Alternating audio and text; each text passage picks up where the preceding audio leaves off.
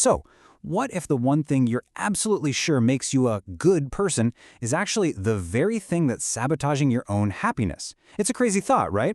But that's the fascinating paradox we're diving into today, straight from Robert Glover's book, No More Mr. Nice Guy. We're going to look at why trying so hard to be nice can be the biggest roadblock for so many men trying to get the love and life they really want. I mean, you can just feel the desperation in that, can't you? This came from a guy named Jason. He felt like he was doing everything right, being generous, avoiding fights, putting literally everyone else first. And what did he get for it? A marriage with no intimacy and this constant simmering anger under the surface. His question really just cuts right to the heart of this entire problem. And that leads us to this really counterintuitive question. What if the whole strategy you're using to be loved is the very thing that's pushing love away? I know, it sounds totally backwards. So let's actually break down how that could possibly be true. Okay, so first things first, who is this nice guy we're talking about?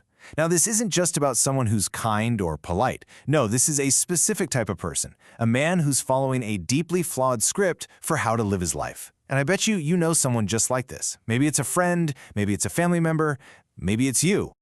So remember Jason? He would bend over backwards for his wife, Heather, but it felt like no good deed ever went unpunished. He'd spend hours cleaning the entire kitchen, and she'd walk in and point out the one tiny spot he missed. See, his constant effort to keep the peace was actually doing the opposite. It was building this huge wall of resentment between them. Or, take a guy like Omar. This guy literally carried a pager so he could be on call 24/7 for his friends. His entire identity was wrapped up in pleasing other people. And yet, every single woman he ever dated had the exact same complaint. You're emotionally unavailable. He thinks he's the ultimate giver, but to them, he feels like a ghost. That disconnect is so important here. And then, of course, there's Todd. The classic friend zone guy. He's the one women call to get relationship advice about other men. They tell him, "Oh, Todd, you're such a great catch," but then they go off and date someone who seems to be his polar opposite. And he's just left there wondering, why do they always go for the jerks and not me? And finally, there's Bill, Mr. Dependable. He'll drop absolutely everything to help you fix your car or move a couch, even while his own life is just quietly falling apart. He's a professional at taking care of everyone else, but his own tank is always on empty because he's completely forgotten how to put his own needs on the list. So what's really going on inside their heads? This isn't just a collection of bad habits or quirks. No, this is a fundamental, deep-down belief system. It's like a faulty operating system for how they think the world is supposed to work. The book gives it a name, the nice guy syndrome. A good way to think about it is like a mental roadmap, but a roadmap with a huge, fatal error in it. The main direction on this map says, if I am good, then life will be good to me. And that sounds nice, it sounds fair, but it's a map that almost always leads them straight into a dead-end street of frustration. And here it is. This is the exact formula that broken map is based on. It's this dangerous little if-then equation they live their lives by. If I can just hide all my flaws and be what everyone else wants me to be, then I'll finally get the love and happiness I'm looking for. This one simple, flawed idea is the engine driving almost every single decision they make. Okay, so if the whole plan is to be nice, why does it backfire so spectacularly? Why does this strategy of being good actually end up creating so many negative, not so nice results in their lives and in their relationships? This slide just nails the central paradox. On the surface, the nice guy sees himself as giving, peaceful, and honest. But when you look closer, the reality is a lot darker. His giving isn't really a gift, it's a transaction. He gives to get something back. His peace isn't real peace, it's just passive aggression. And his honesty?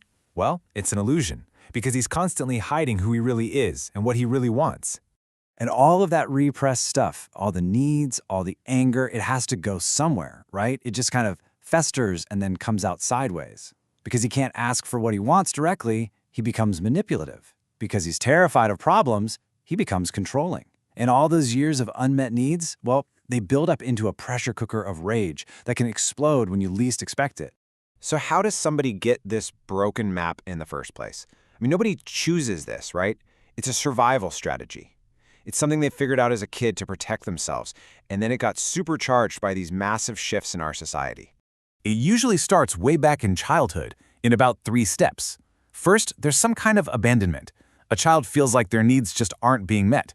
Second, because kids think the whole world revolves around them, they come to a devastating conclusion. It must be my fault. I must be bad. Psychologists call this toxic shame. And so, third, to survive, they create a mask, this nice guy persona, to hide their so-called badness and to make sure nobody ever leaves them again. Now take that individual psychology and then pour a whole lot of social gasoline on the fire. You've got this perfect storm. After World War II, fathers started becoming more absent from daily home life. Then, in the 60s, the anti-war movement made being peaceful the new ideal for a man. And finally, in the 70s, feminism started to challenge traditional masculinity, which made a lot of boys feel like their natural male energy was somehow inherently bad. For a kid already feeling flawed, this was all the proof he needed. He had to be nice just to be okay. All right, so if being a nice guy is the problem, what on earth is the solution? And this is so important. It is not about becoming a jerk or an alpha male caricature. The goal is to evolve into something the book calls an integrated man. So what does integration even mean? It's about accepting all of yourself, not just the nice parts you show the world. It means accepting your ambition, your anger, your sexuality, and also your flaws and your screw-ups.